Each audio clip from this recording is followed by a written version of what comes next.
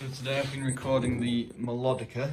I've had the Samsung C01 studio condenser going into the Scarlett 2i2 Mark I into Ableton. All I've done is I just played over the entire track, cut out the section that I liked the best, and I've done a little bit in terms of quantizing it. I've just dragged that start marker and I'm just gonna make sure the end marker is on point. And then this is what it sounds like on its own.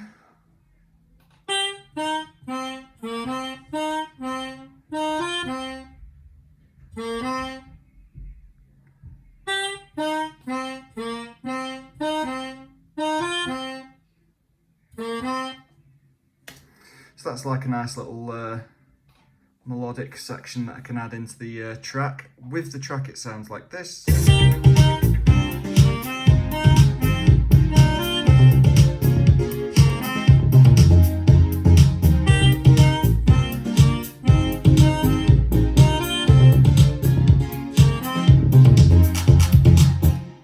So what I'm going to do now is put it into Reason and tune it. So actually the pitches weren't as far out as they sounded, so all I had to do was drag the audio into Reason and click correct here on the pitch correct, and that puts them all on beat, which really didn't do an awful lot because they were very close to begin with.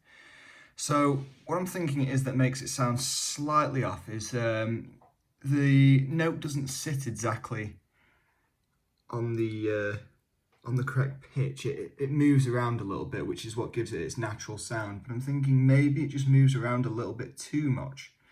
So I've highlighted all of them, and I'm just going to drag this down a fraction just to see if that tidies up the pitches. Let's have a listen.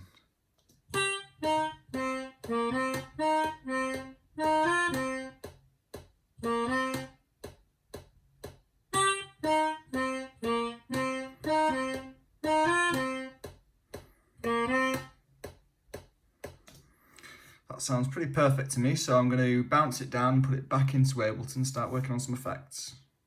So now that we're back in Ableton, I've put in a gate to cut off the noise from the, no other word for it, budget microphone.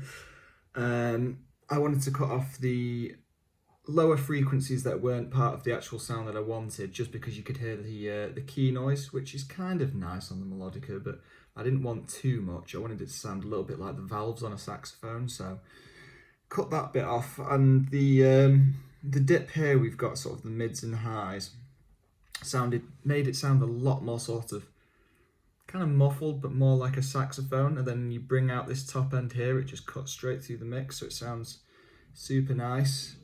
And in terms of compression, it really didn't need a lot, but I just wanted to sort of bring up the bottom end a little bit just so I can hear all of it through the mix. I've added a delay unit, which is only on 19% wet, because really it doesn't sound like a delay. What it does is it just sort of makes it sound fuller and just blends it into the mix much easier. I've also added it's just 100% to the reverb unit, which is down here. So 100% obviously on the send is only actually 50% when it actually gets back to the reverb. But on its own, it now sounds like this.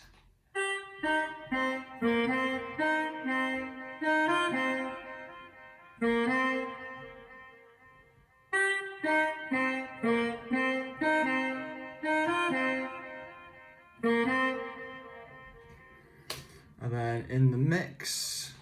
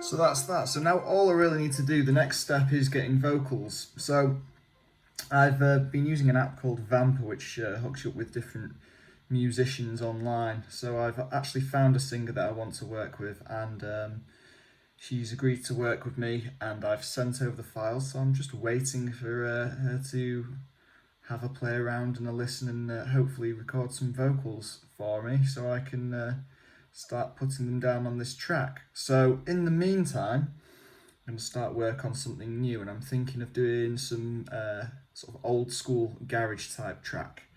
So that's what I'll be working on next.